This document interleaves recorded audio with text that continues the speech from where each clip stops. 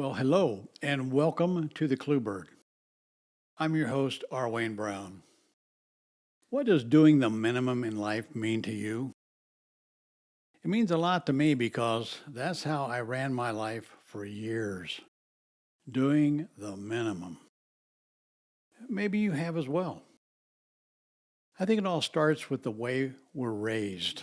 I'm not suggesting there's something wrong with how we raise kids, but it seems to be a setup for many kids to start doing the minimum, reacting badly to the nonstop struggles we all have to deal with growing up.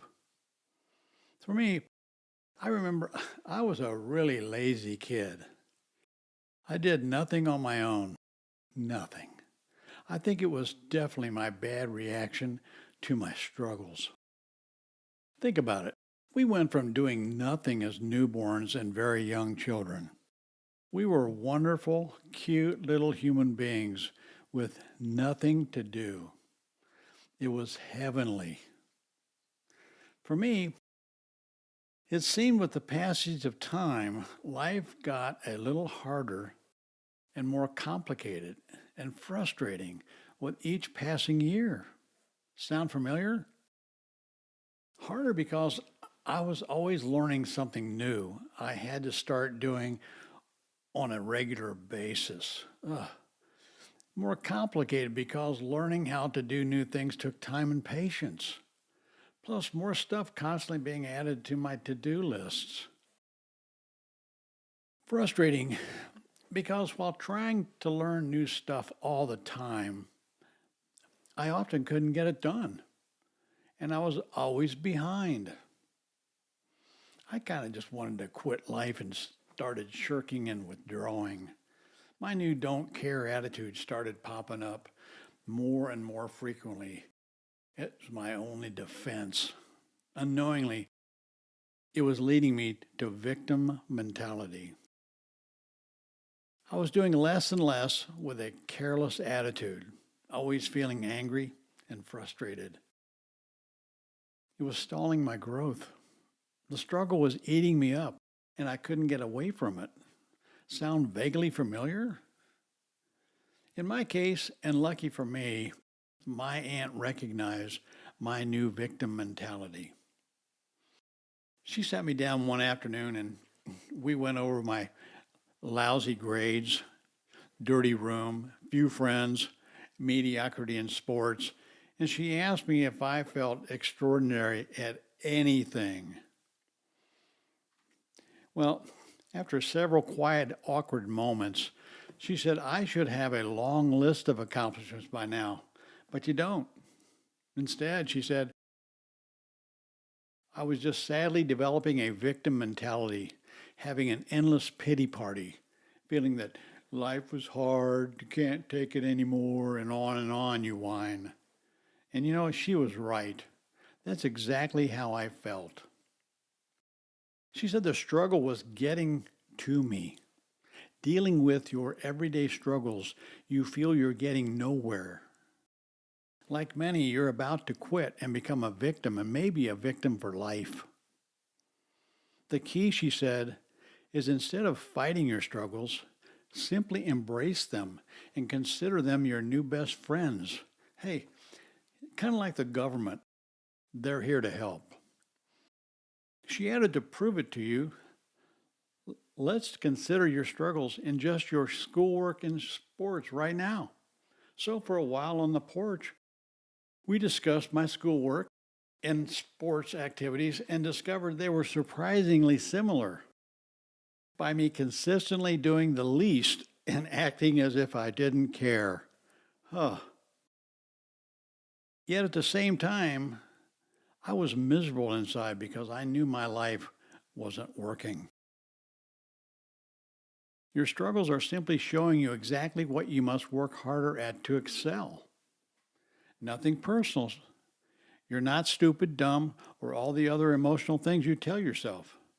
No, view your struggles as a map to follow becoming a victor, she said. Your minimal effort shows your growing lack of responsibility, and that's leading you to a shift in mindset into becoming a victim. And she was right. Reacting inappropriately to your struggles in life, you have chosen to act badly. You must realize that your struggles are not your problem. Your reaction to your struggles is your problem. My aunt suggested I change course by choosing to always do the maximum at everything: brushing your teeth, making your bed, homework, sports, being a good friend, family member, and on and on. Just happily and pleasantly do your maximum at everything. Put your back into it. That's the quickest way to exit victim mentality. Doing the maximum shifts your personal responsibility and mindset and shapes your self leadership, changing your outcomes. It puts you in charge of you by you always doing what you must do first. Suddenly, your mind runs you, not your body. It also shapes your mindset into keeping that kid in you attitude alive and viewing your struggles as gifts. Never kill off that mentality and stay young at heart. It will help you change from victim to victor.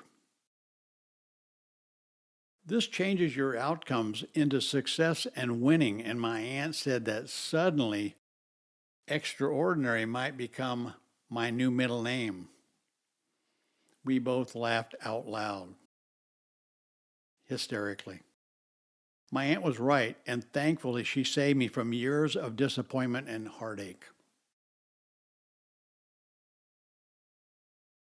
Well, years later, raising my kids, I was ready for them.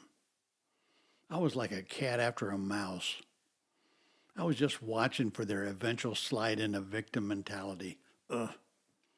It came with both of them. And the lectures my aunt gave me way back when the ice cap was melting, they just kept on giving as I wore those lectures out on my kids until they got it, until they really got it. I practically used the same speech as my aunt gave to me. I stressed with my kids to work hard and use maximum effort in all things. I told them to embrace their struggles and consider them as gifts. Their struggles were spotlights showing them where they were lacking and what to fix with no emotion, just focused hard work. Start smiling at your struggles, I suggested to them. Well, I had them focus on their struggle items. Work hard to fix them and then move on to what's next to fix. I coached them that it's like playing the game whack-a-mole at a theme park with your struggles. Just focus on a struggle, whack it, and move on to the next one. Using the whack-a-mole metaphor took the sting out of their struggles, and we shared countless laughs together.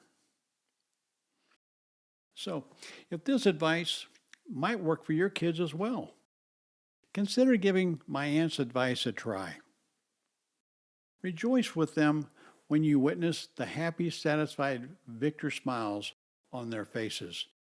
Ever notice every victor smiles a lot? Help your kids become a victor. Well, I want to thank you for tuning in, and I hope you got something useful out of this. If you did, discover more in my book, The Clue Bird. Hot tip. Before our next visit, I'm asking that you think about what does do the right thing when it costs you really mean.